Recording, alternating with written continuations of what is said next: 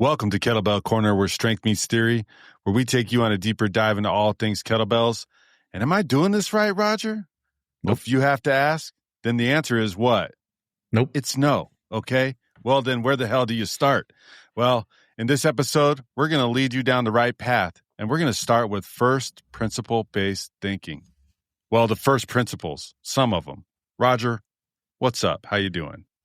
I'm good, I think. All right. You're more than good to me. You're great.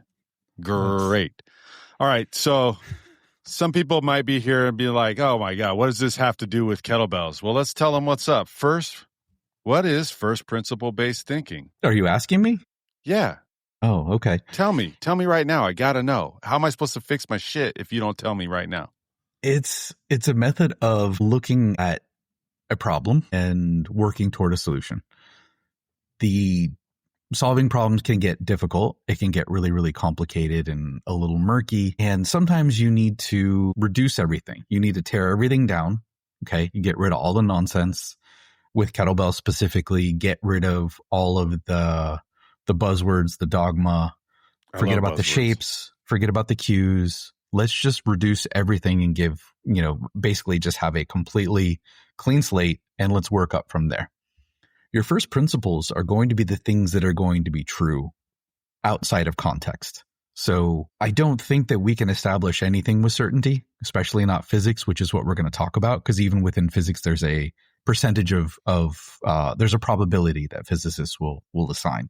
There's a margin of error, but let's assume that that's zero, just for the sake of the thought experiment. So let's stipulate that first principles are always going to be true, at least while you're on Earth.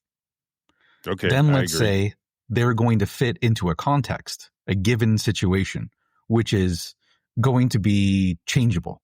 Okay. It's going to be variable. So your first principles are the things that will not change. So you and I have different body shapes, different abilities. We might have different goals. Those are all going to be part of the context. And that context is going to vary based on the lifter. In fact, the context is going to vary based on you. It might be how you're feeling. It might be your mood, what you've eaten. It might be the time of day. So that context will shift, but the first principles will not change. And these are the things that we're trying to establish. So when you get a really complicated or seemingly really complicated problem, how do I fix this? What's wrong with this? Rather than trying to layer one thing on another thing on another thing, we move backwards. It was completely unrelated. I was listening to a good audiobook recently about how the federal government works and solves technology problems. And with this, I want to say it was the Employment Development Department. And one of the things that they were notorious for doing is rather than tearing down all their old technology and then building it back up, they just add a layer. So they have the old shit and then the new stuff's just put on top. Yeah. So everything is layer. And they never go back to the basically the first principles. They never go back to the origin and solve the problem. And that's kind of an analogy for what first principles thinking is. So you have a move, a skill, an exercise, and that exercise exists within a particular context. First principles thinking would be getting all of the stuff out of the way and saying, okay, what applies here? What are the simple things that are not going to deviate that I can use as kind of guideposts to work my way through this? Is this fair? Does this work as an explanation, a way to kind of set this up? Okay. Yeah. So we're asking people to essentially erase their brains for a second and dial up some of these 5 that we think are a pretty good starting point to begin fixing your kettlebell skills. Well, and a simple understanding of these. Yeah, and let me ask you this, because we've been coaching this stuff for a long time, but we changed the way we coached this stuff. And you tell me if this is true with your experience, because it seems like it was. We were in the beginning trying to follow simple directives. We were going back and listening to what coaches said. The cutesy little things. One of the things that I'm still salty about is you go back and don't Dan say John, the snatch is a swing overhead. Oh, exactly. That's you go back and you read your manual or you watch a video. It's like, it's a swing that ends overhead. My arm's bent too much. I need it to be longer. I keep seeing it bent, but he says it's a swing that ends overhead, and a swing has a straight arm. Therefore, maybe I need to get my arm straighter, and this is going to solve all my problems. Okay. This is how this usually proceeds. But then we changed. We started looking at things differently, and we said, wait a second. We started interacting with coaches. They couldn't answer our questions. So we looked for other solutions. Would you say that the way that you coach and the way that you look at problems when you have someone who has an issue with form, would you say that it's changed? Oh, 100%. And there are people that have been with me from the old way, and then now they see it in a new way. And the progress just is exponential when we have these simple directives and like baseline places for them to kind of root in their work. So it's not less about this cue that I'm just saying to you, hey, do this, squeeze your butt, push your hips forward, do this sort of thing. It's more about, well, why is this feeling this way? Maybe the bell got away from you and now it's outside your base of support. So now you're going to create that torque on the back, and that's where it is. Or one of the ones that came up recently is my guy had an issue with a little pull in his forearm, like a little strain. And it was because we were doing a little bit heavier press, and he had to clean a heavier bell. And when we talked about it afterwards, he wasn't like, dang, man, you really set me up for failure. I said, well, if you're having a problem there, chances are you try to use your arm to get it in place instead of what? And he's like, my legs. I go, exactly. So when you use when you use your legs and you connect these, that we went over the process again.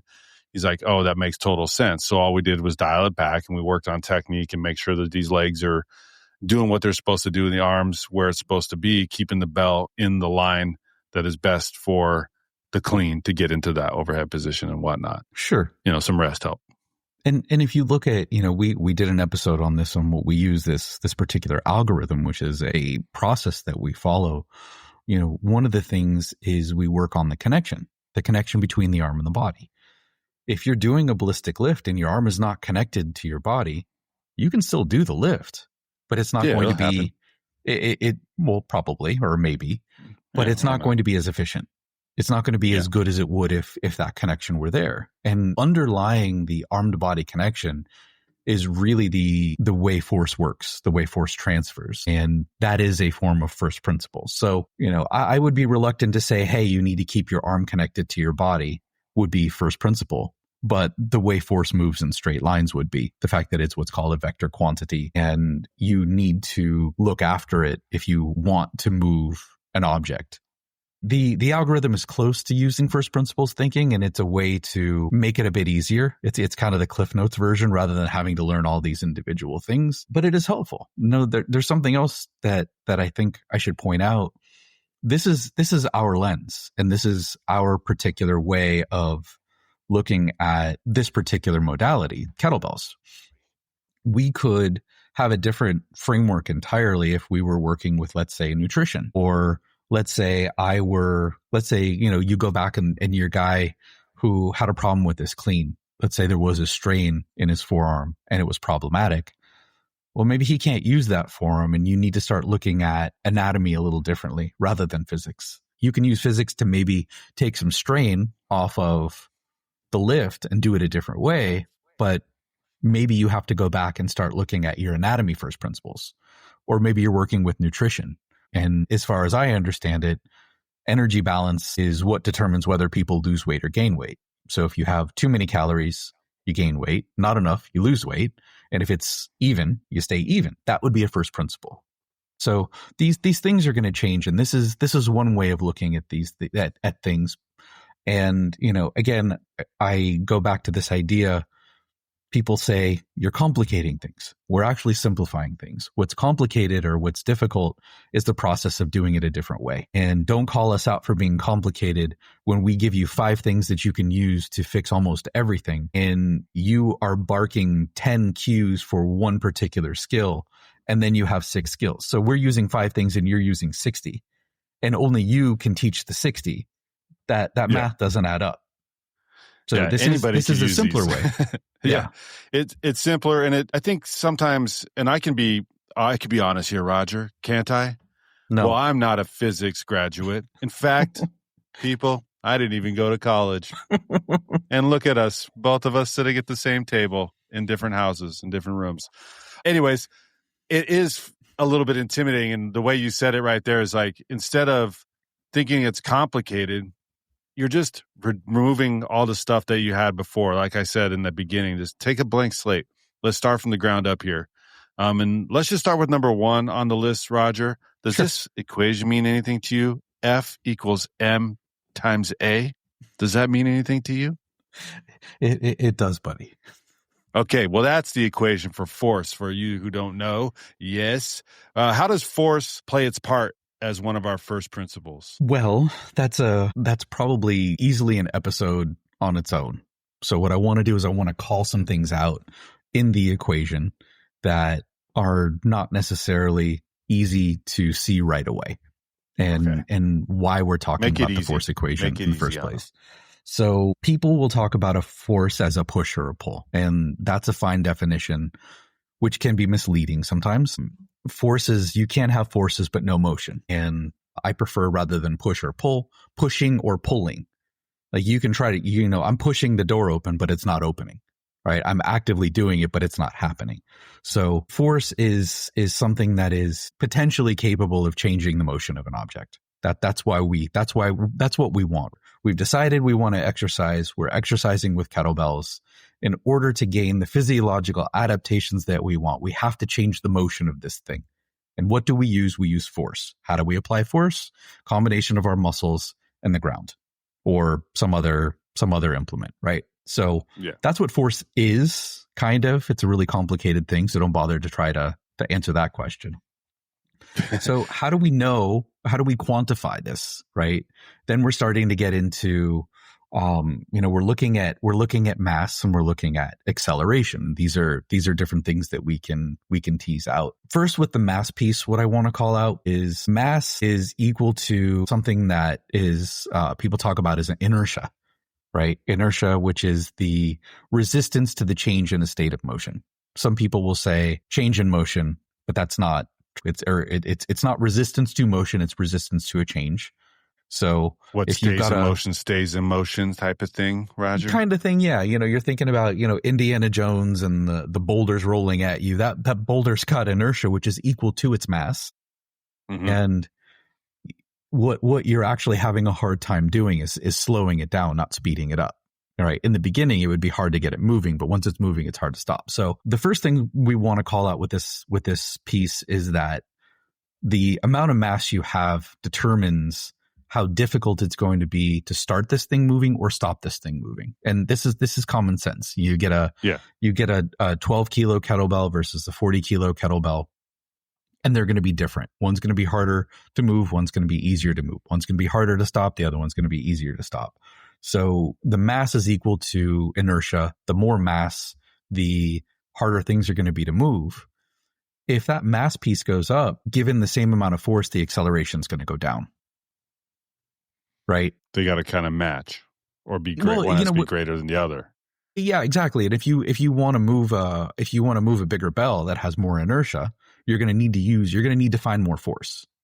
So another thing I want to talk about with this mass piece is there's what we call an inverse relationship between mass and acceleration. So if we have a given amount of force and mass goes up, suddenly you measure force in newtons. It doesn't really matter. Just pick 100, right? Just some random ass number. If you're putting a certain amount of force into an object and then that object gets bigger, the rate of acceleration or the change in that speed of that object is going to decrease because the inertia got bigger. Inertia, again, more inertia means it's resisting a change in motion. So as this goes up, the other thing's going to go down. Why is this relevant? Well, when we get into people who we get into different types of what people call power training. Not that you can't train that with a heavy bell, but there's also another part of this training where you might actually want to move it quickly. And if you're trying to move something quickly with a really big bell, you're not understanding this first principles way of evaluating. Wait a second. If my goal is to move quickly, then I need to lower the bell. I need to get a bell with less mass, because mass and acceleration have an inverse relationship. As one goes up, the other goes down. Okay. You with me so far? So far, so good. If you have a heavy bell, you're going to need more force to continue it moving, period. If you have a light bell, the more force you put in, the faster that bell's going to move. Ideal for power training if that's what you want. And that seems so silly that we're even saying that. And I can't imagine that someone's not listening to this like, okay, no shit. But I see this. I've seen it literally hundreds of times where people like power training and they've got the biggest bell in the gym that they can barely swing. Yeah. And this is an expression of power when I'm pressing it overhead. No, this is an expression of force. So, yeah, it doesn't really make sense. So you want to think about that if you have this bigger thing, you need to have more force to move it at the same rate, right? Acceleration is a change in speed or really velocity, but velocity is just speed with the direction. So let's forget about that. Yeah. There's a whole book on it. Another thing I want to point out is the fact that, and this is one of the most important things. And there are all kinds of things that we can really tease out in this equation. But the other thing that I really want to pull out that I think is perhaps the most important thing is that force itself is what is known as a vector quantity, right? It has a direction. And because it has a direction, the amount of force that's delivered depends upon how it's delivered. The analogy I usually use is we'll talk about, billiards or playing pool. Okay. If you have your cue, right, and let's say you're ready to break and you have a particular amount of force, you're probably going to try and deliver all of it into the center of that cue ball, right? Because you want to break the all balls. Those balls. Yeah, exactly right. Don't be a ball breaker. What if you need the same amount of force, but you have a ball down in the corner pocket, right? And you can't shoot it directly, then you're probably going to shoot it off to the side, right? You're not going to hit the cue ball directly. You're going to hit it to one, you're going to hit it left if you want it to go right. So the direction of that force is going to make a difference in where that goes. And this is one of the most important things that I think people should get out of force is that it moves in lines. And if there's a problem, you can look at that line. You can say, wait, where's the disconnect here? So let's do a simple exercise, and I'm going to put you on the spot like you like. I love it. So that's why we're here. Let's take a squat. Okay. Right? So we have I love squats. A specific example. Where's the force going to come from to squat up and down? The ground. The combination of my legs. Ground. Yeah, sure. my legs and the ground. Right. But you need both, right? So we've established your primary point of contact is going to be your foot, right? So correct. let's take that, all of those joints, and let's move up from there. What if you're out on the side of your foot? What if you're on the inside of your foot? What if you're on your toes? What if you're on your heels? What is going to happen to your force? If you are squatting, and let's say you take a video and you see that you're pitched forward onto your toes, okay, you're going to see motion at other joints, but let's say your heel is lifting. Where is that force going to be concentrated or applied more? The front of your foot, the back of your foot, or the sides of your feet? Front of my foot. Okay. So if you go up the chain and you have knee problems, is that something maybe you want to fix? Yeah, because now the knees are brunting a lot of the initial force. And let's just say the front of your body. Let's even forget about knees. Yeah. Let's forget about all. Let's just say the stuff on the front of you is overloaded. Really struggling. Yeah. Okay. So, hey, shift back. Figure out a way. Hit someone with a foam roller. Pull their hips back. Whatever. Give them a cue. Now you're getting away from the first principle, and now you're going towards solving things. And the cue isn't going to be universal, but you're going to find a way to get someone to shift back. Maybe even put a box behind them. Hey, put your butt on this. Sit on this. Yeah. Exactly right. Super simple. Your butt goes back, your foot stays flat, you've solved the problem. All right. Let's keep going up the chain. Okay. Next we've got an ankle, and from the ankle you're going to have your tibias. You got two, but let's say we're just focusing on the one bone in your lower leg. And that's going to come up and that's going to make part of your knee, right? So when that ankle is bent and you've got a really kind of steep angle and the knee shoots forward, you're going to be predisposed to producing a particular type of force. Okay. You're going to be able to put force down better than vertical force, then you will be able to produce horizontal force. So we talk about what's called shin angle. Okay.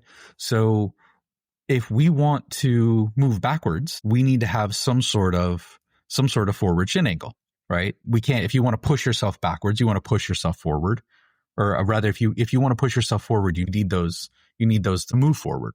You need to be able to push. You need to push the ground down and back in order to move forward. So, depending upon how you want to move, how you want to jump, the angle of the shin is going to make a big difference, which is why when you see people jumping, they tend to have what's called a positive shin angle. So the knee is going to come forward so you can push down into the ground. Now, let's take a top view. Let's say you're looking down at the top of your squat and you see your knee. And let's say your knee is on the inside of your foot. So you're looking down, you see your knee, and then on the outside of your knee, you see your foot. What a lot of people, they hear this valgus collapse thing. Valgus is natural. It happens. But this is to the point where you can't even see the foot underneath the knee. Are you getting, we've established that the force comes from the ground. It's contact force. And that force moves in straight lines. This is where this stuff comes in handy. If you were using the segment between your foot and your femur to push into the floor, yet your knee is not lined up over your foot, are you getting all of the force? Forget about anatomy, forget about you injuring yourself. Are you getting an optimal push? Are you getting a good straight line? Thinking back to that cue ball analogy, right? Thinking back to the straight line. Because you're off. The force is going in the line. It's going to go in that line regardless. But if you move the movers to a direction, it's like that. It's exactly like that cue ball. It's going to spin off. Sure. And you're going to leave some on the table. So forget about injury. That's a thing. That's something you should be worried about. Forget about that. But you're not. Let's say you're struggling. You're struggling with 3 reps, and you think you should be able to get 5. Push your knees out. Maybe you have the opposite problem. Push your knees in. Just line the thing up with the thing that's pushing the other thing. That's what we're talking about. Now you've done the thing with force. You want to line the things up with the moving parts of the thing. That's right? it. But this is what I'm talking about. So we can leave force alone for now because I don't want to get too deep into this because we can get lost. I've seen me do it. But I do want to establish that the lines are really important. So if you go back and you see a problem with a lift, follow the lines. Our bodies don't move in straight lines. They just don't. But our intentions do. We intend to move up and down, forward and back, left to right, whatever it is. So that's a starting point. So look at those lines, and we can probably leave the first one alone for now. That's probably line it up. Enough. Yeah, that's good. I like that. Line it up. All right, number 2, you already kind of alluded to this earlier, and it's that inertia that something is moving, it's going to want to stay in that way, and something is not moving, it's going to want to stay in that way. And ultimately, that's really training. When you want to get something moving, keep it moving, and then you eventually want to stop it. It is, and this, this again, this kind of comes into this line, right? This resistance. So if you want to understand that everything is going to resist a change, so you need to watch your lines, you need to watch your angles, you need to be ready to resist you need to be ready to resist these things. That things are going to push back. They're going to fight back. They're not going to want to do what it is you want to do unless you get the conditions down right. So if you are finding inertia that you can't overcome, then you're going to go back. And again, you're going to want to go back to that force piece. You're going to want to go back to the mass piece. How do I produce more force? And you're going to have to figure out either I need to get stronger, right? If we've got a press that isn't going up, let me check my lines. Are my lines right? We'll get into this a little bit too. Is my balance right? If it's not, I'm going to need to go back and rework some things. And if everything is exactly where it needs to be, I'm just going to need to get stronger. But the law of inertia, it kind of gives you, in my opinion, this idea that you can make changes, that you're not, the things are just happening for no reason. So you can follow these lines and you understand that you can move with purpose rather than, well, I don't know why this is happening. It's happening because you're misapplying force one way or the other. So luckily the 1 and 2 were kind of the same thing. And again, we can get into following the lines, following the force. Yeah. And that'll lead to that overcoming. Well, I don't know if is it overcoming inertia or is it just, Yeah. Okay. So it's overcoming the inertia for wherever it's at. If it's at the static and you want it to be over your head, you've got to overcome that stopped inertia. If you're doing a snatch and you need to put it back on the ground or something, you need to overcome that movement of inertia, right? Or they call it dynamic. The static and dynamic are terms that people often talk about. But again, they seem hoity-toity, if you ask me. It makes this whole thing a little bit more intentional. Okay, so those go together. Now, number 3 is the center of mass, and this is like, I don't know. This was one of the game changers in my training period for pressing. But the center of mass is something we all have, Roger, and you've gone over this on other episodes before, so we have many references to this. But and then let me get this straight, and you can correct me if I'm wrong. So we have our center of mass right above our junk, right, as you affectionately put it, kind of that pubic bone, if I'm using anthropomorphic terminology. Did I say that right? Yes and no. You have to be careful. You have to talk about context. Okay. This is without kettlebell. This is just standing there, normal. We'll call it the anatomical center of mass. Anatomical, okay. Okay. So at least I pronounced that word right. Most people have a center of mass that between, like you're saying, between your belly button and your pubic bone. Okay. That's your anatomical center of mass. And as you said, you add a kettlebell, which is adding mass. So you're adding more mass to the mass you already have.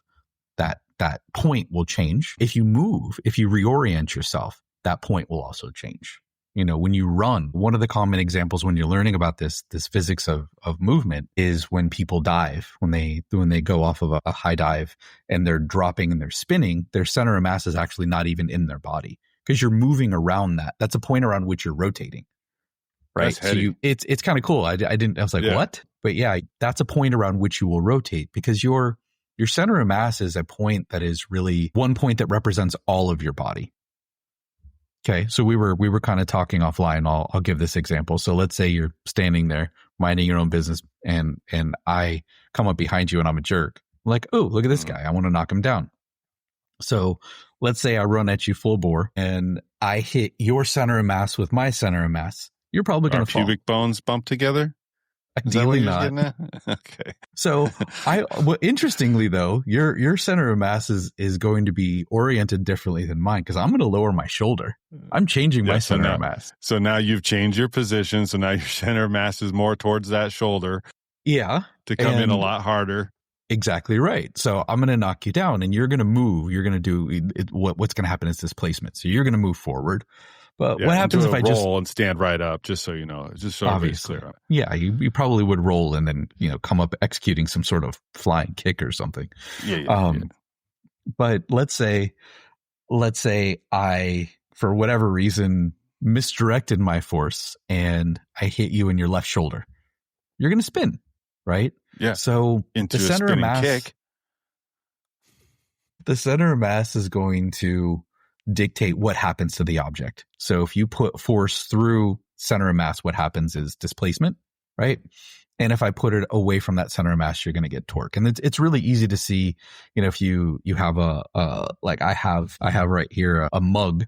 So spin it this way. If I push in the center, the mug, actually, I don't want to do that. It's going to come off the coaster and spill. Use coasters, people, don't be savages. So sometimes push the coaster. If I push the coaster in the middle, the mug is going to slide away from me. Yeah. If I push the corner of the coaster, it's going to spin. Yeah. Right. So where you apply force makes a difference. In one situation, I'm putting force through the center of mass and it moves away from me. In another situation, I'm applying it to the corner and torque happens. Well, why does that matter? Let's go back to the press. We really need to think about lining things up with the center of mass of the bell. We can get into some individual mechanics on this a little bit later, but you really need to think about how you apply force to the center of mass when you move an object. And again, this is not going to change.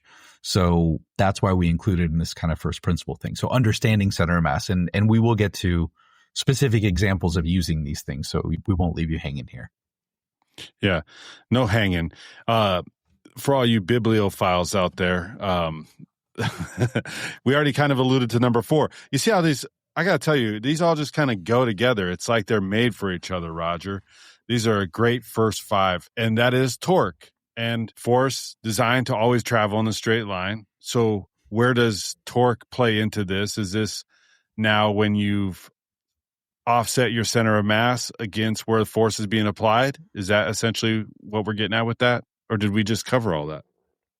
Yeah, that's one aspect. I think the thing to really understand about torque is, like you said, force moves in straight lines. So torque is the effectiveness of a straight line force at causing rotation.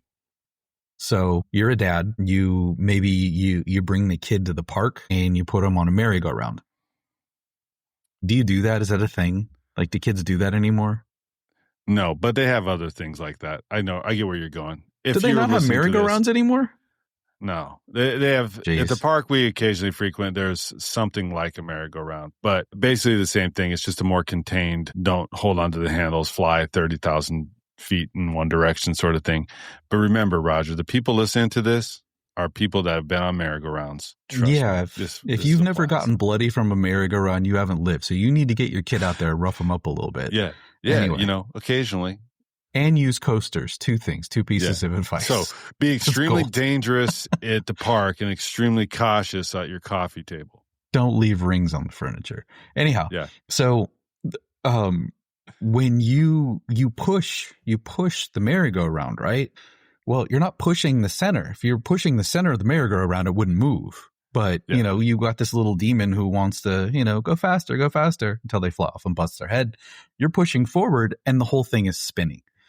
So the point that you are pushing from the center of the thing, the axis of rotation, the farther away, the more effective your force is at causing rotation. It's also going to be harder to push, right? But if you really want to get that thing flying, for those who do know, merry-go-rounds have usually bars that go from the center out. So if you're pushing, you don't want to generate a lot of force. Maybe you want to push more toward the center of the thing on the bar rather than all the way on the end, because torque there's a big distance component there. The moment arm is the distance between where you apply force and the axis of rotation. So as that distance gets bigger, torque increases. So that's really what we want to think about with that. Yeah. So back to our original looking at the shape of a snatch where it's supposedly a swing that ends overhead. When we're hitting those straight arms all the way out, arcing up to the top, that's going to apply a lot more torque than the method that we're accustomed to using now, which more or less keeps that arm on the body for as long as possible and closer to the body as it goes up. So if you're doing your snatches with that wide arc, you're causing a lot of torque. Mm-hmm. Yeah. Which makes, it's going to make that force a lot more effective at causing rotation, which means you need to stabilize more rotation, which means more wear and tear on the joints. Yeah. And it could be harder, right? Mm-hmm. For sure. Yeah. Because there's that now and plus there's the force lines. The force lines are now askew, essentially, since your bell's way out in front of you at this point.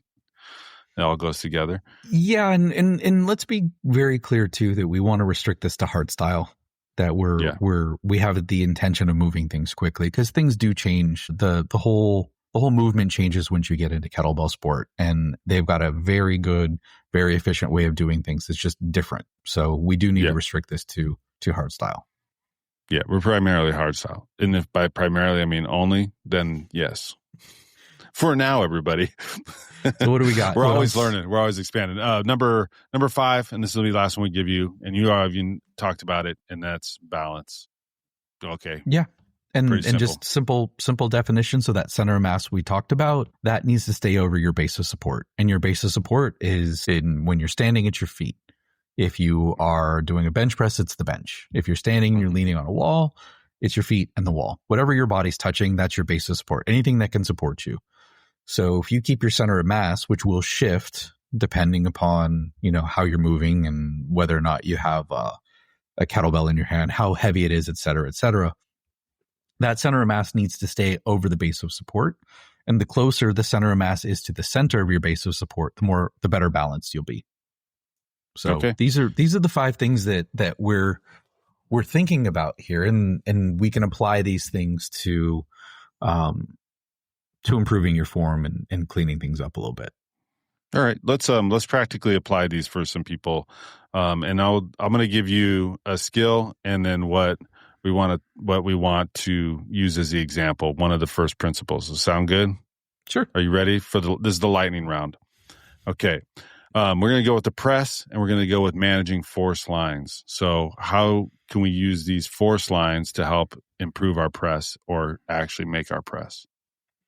There are two things that I think are most common with the press that people miss. So I'll talk about those. The same rules are always going to apply, but one is the elbow position. The joint that you're going to use primarily to move the kettlebell is going to be your shoulder joint. When you're looking at what's rotating to make the bell go up, your shoulder joint, we'll call that the primary joint. Other joints are moving and important, obviously, but that's the primary.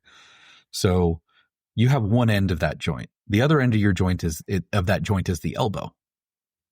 So when you have this rigid structure and one end is rotating at your shoulder, the force is coming out at your elbow. That's the point where you're actually applying the force to the bell.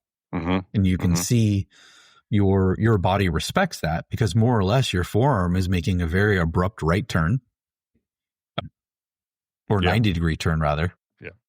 In order to follow the line of that force. So where your elbow is relative to the center of mass is going to dictate where the bell moves. And what a lot of people seem to miss is the elbow will stay behind in some cases, or it won't be underneath the center of mass of the bell. So if you look at, forget about all the other mechanics. If you look at where a press starts and where it finishes. In the rack. Okay. So it starts overhead. In the rack. So the center of mass of the bell, we'll just forget about the body of the bell, is going to be to on the front side of your body, but to the side of your forearm. Would you say that's fair? Yes. Okay. When the press finishes, is the center of mass of the bell going to be more toward the front of your body or the back of your body? The back. So it's going to be more toward the back, and rather than the outside, it's going to be behind you. That whole kettlebell is going to go in a spiral, and it'll be behind you. So we could draw a line that starts in the front and ends in the back, going up. So we could draw like a slight diagonal line. Your elbow has to be in front of that center of mass in order for you to get a good push on it. That doesn't mean that you're not going to spiral. It doesn't mean that you're just going to go straight up like that, because that doesn't work. But your elbow, as you push, is going to need to get in front of the bell to push back. Okay, so Newton's third law, the whole idea, which would be another first principles idea. Save it for a bonus. Don't give too much away. So it would be, the whole equal and opposite thing, right? So if I want the bell to go up and back, then I need my elbow to be forward and underneath. So I got to get that elbow underneath. Really, really important. So it's kind of like a little push forward with that elbow as you're driving up through that forearm. I don't, I see what you're saying, and that might work practically as a cue, but basically it's just about where it is. So when you go back, remember we were talking about the squat and where the knee is over the foot? Yeah. Same concept. Okay. The elbow has to be underneath the center of mass of the bell, slightly in front of it and slightly underneath it if we're going to be able to push into the bell. And if you don't get that elbow in the right spot. If you chicken wing it out, you're only going to be able to go up as high as that or something like that, if anything. Yes, and that's actually a good segue into the second thing, which is where you actually push. So the idea of the vertical forearm, this is another thing we think, and this is a mistake that people make, because I think a lot of it comes down to barbell training, because barbell training is straighter lines. People talk about having this vertical forearm, but when your forearm is vertical, you're actually moving the center of mass of the bell away from the elbow. Yeah, so now you've got... Yeah, so it's way out here, and you're now creating more torque. Yep, you're creating exactly right. You're creating torque, so you're violating that.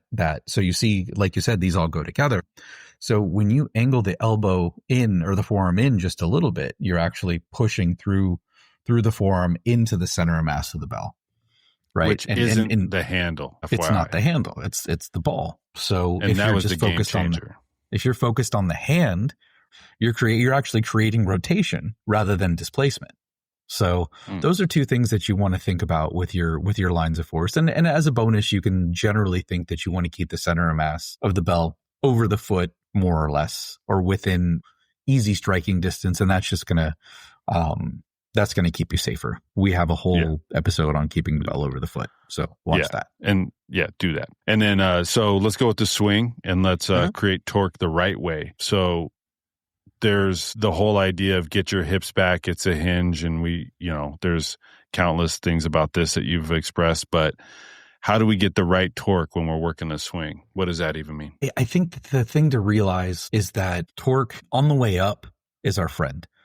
When you look at what's actually creating most of the vertical and horizontal motion in the swing, it's going to be, most of the force is going to be vertical. It's going to be pushing straight down. But when you push the feet straight down, that is going to set off a chain reaction where your bones are moving your pelvis, and your pelvis is really swinging through an arc, or your torso is. And because your arms are attached to your torso and your hands are holding the bell, you're sending this bell through an arc that you want it to be as big as possible. You want to understand too, well, if your goal is to have maximum force generation. So you want to understand that the thing that makes torque happen is straight line force.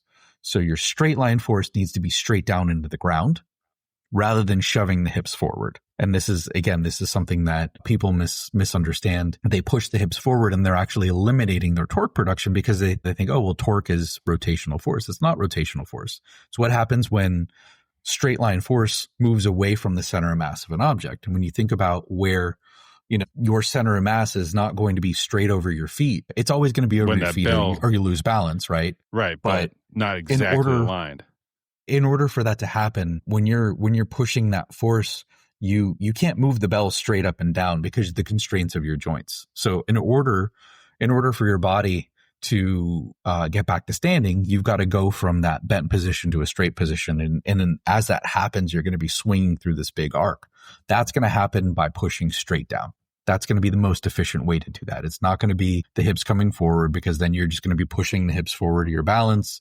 You'll compromise your balance and you won't have a direct line of force to swing the bell. So if you think about, you got a bat, you're trying to hit somebody, or maybe I could just say hit a baseball. Maybe that'd be more civilized. Okay. Yeah. I'm talking about coasters and all this merry-go-round violence and hitting people with bats. If you really want to swing it hard, you're not going to push the end of the bat forward. You're going to use the length. You're going to use that distance. So you're basically, if you're looking at your torso as a lever, like the bat, you're going to apply all the force at one end, which is going to make the whole thing swing, and that's going to result in more torque. That's probably a simpler way to put it. Okay, I like that. And then just to reiterate, the reason why it's your friend on the way up is because it's going to essentially snap it and take it the direction you want to go. And why it's not your friend on the way back is if you start to move those hips back, now you've created a bigger gap, and then the torque will then apply pressure to where it's essentially spinning from. So that would be your hips, i.e. your low back. Am I correct in that sort of explanation of it? It would be your spine. Yeah. As soon as that bell moves away from your body, your whole center of mass is going to change, and you're not moving as a unit anymore. So then what you're essentially doing is you're creating distance between the bell and the spine, and then that's going to create another moment arm, and that's going to be something that you have to evaluate. So that's going to create torque on the spine, which you don't want. Yeah. So there you go. You can fix your swing if you're like, oh, it hurts my back, and then you start watching, you're like, oh, you have a lot of torque because you're breaking back too soon. So stop doing that. Common. So common. All right. We're going to use the clean to talk about redirecting inertia. So remember, inertia is keeping it moving forward or changing it from moving at all. Inertia is a tendency. You can say it's equal to mass, but it's a tendency of objects to resist changes. So objects want to do whatever they're doing. If they're moving, they want to keep moving. If they're still, they want to stay still. They don't like change. And the more mass something has, the more it doesn't like to be changed. So one of the things you can think about with the idea of inertia and the clean is when you are going to redirect the bell. And this applies this applies with the snatch as well. If you want to get the bell from the ground and you go back into a swing position, so you're doing a swing clean, and then you want to bring it up into the rack, are your legs stronger than your arms? Heck yeah. Okay, well, they should be. So Yeah. What you're going to do is you're going to accelerate the bell, right, at a sufficient rate. You're going to overcome the inertia, and you're going to get the bell moving at a rate accelerating faster than gravity to a substantial degree. And you're going to make what we would call the bell weightless. So you're respecting the inertia of the bell. You're getting it moving with your legs. And once it's moving up kind of on its own, it's going to be a lot easier to redirect. It doesn't mean that you don't apply any pull or any force at all to the bell before that point. It just means that it's less mass for you at that time, right? Yeah, and you want to get it moving with your legs before you redirect with your arms. Even though you are still kind of pulling it away, you don't want to wait until you've completely finished generating the force for your clean or your snatch and then start pulling, because the bell will get away from you. So you're going to kind of pull it in toward you, but you're not trying to redirect it. Your goal is to just keep the bell close to you. And then once you finish your leg drive, right, you've overcome the inertia of the bell, and really the force you're resisting here is gravity.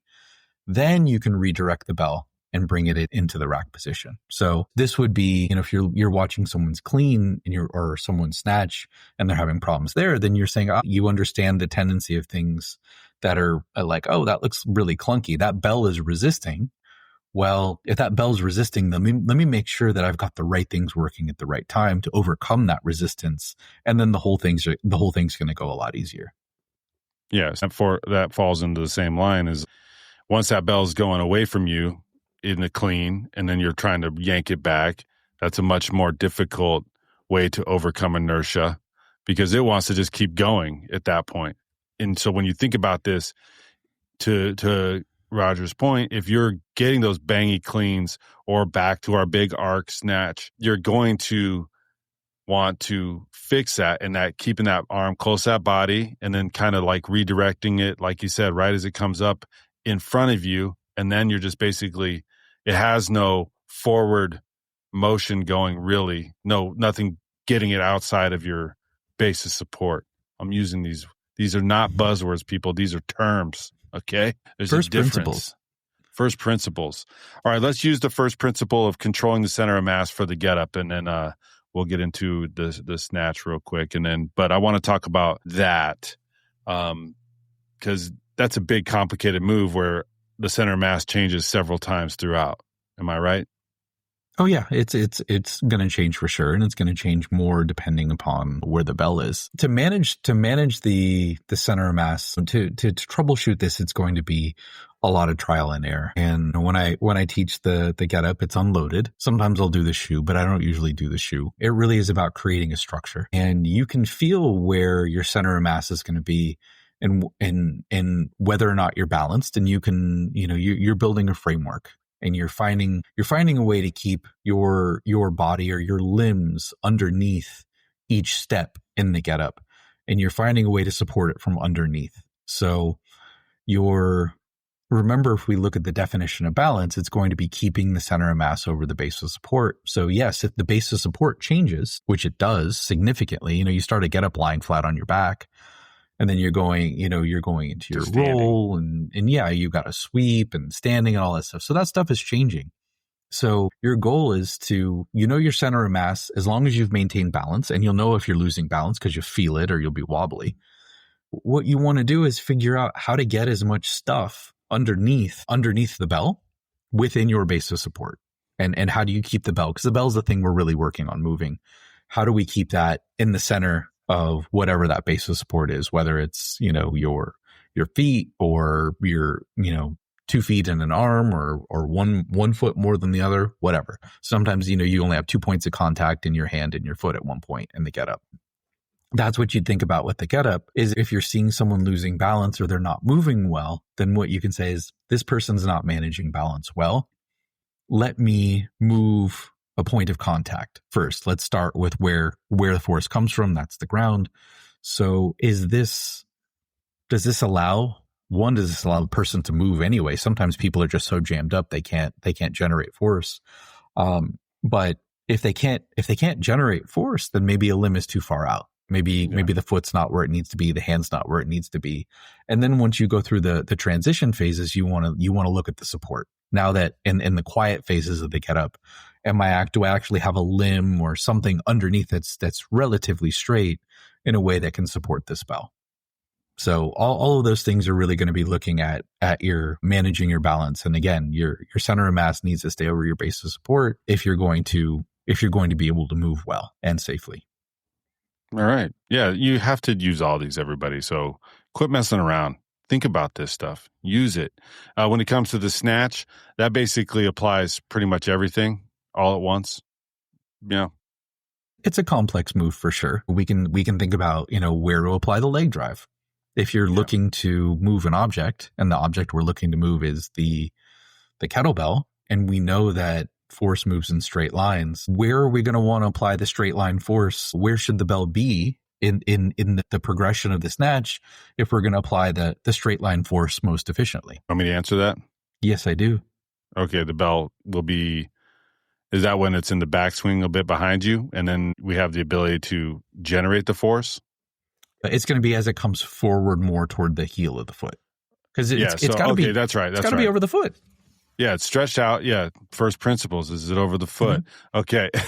So essentially, you're exactly right. Yeah, that's right. So as you have that bell coming forward, you're pushing as hard as you can when it's essentially lined up with your heels and like making its way, arm still connected to the body. Yeah. Before that, you got some stretch, and that's an important phase. Don't get me wrong, but you're not really going to be able to use your glutes and quads at the same time to apply most force. And that's when you're kind of switching hats and you're talking anatomy. That's where you're going to be able to apply those muscles the best. So the bell should be over the foot in order to create the torque that needs to happen. Okay. But it's going to be a product of that straight line force.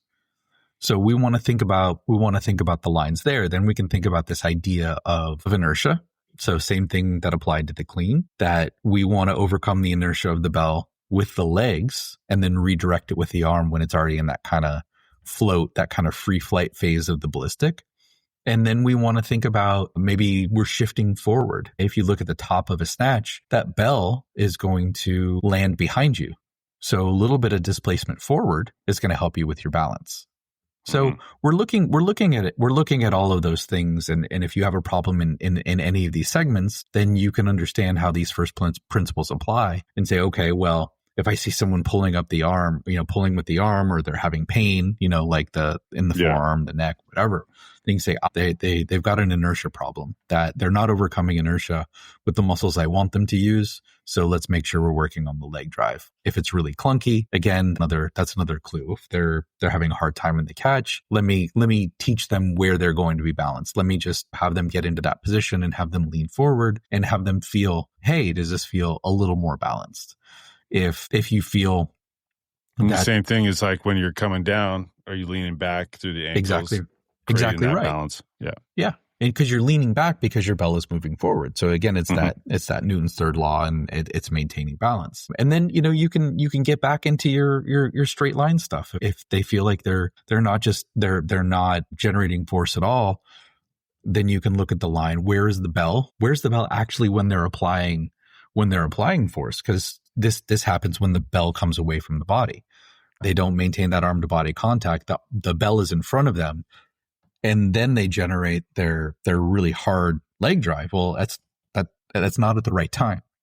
That bell is too far forward, so you're not really respecting the lines of force. Yeah, you're not going to get the benefit of that torque, and then you're going to have to overcome a crazy amount of inertia, and then it's probably going to throw you off balance because you're wildly out of control. You're like somebody on a bull for the first time at Saddle Ranch. All right. So, if you don't know what that is, I don't know what to tell you. It's an LA thing. I actually get that one.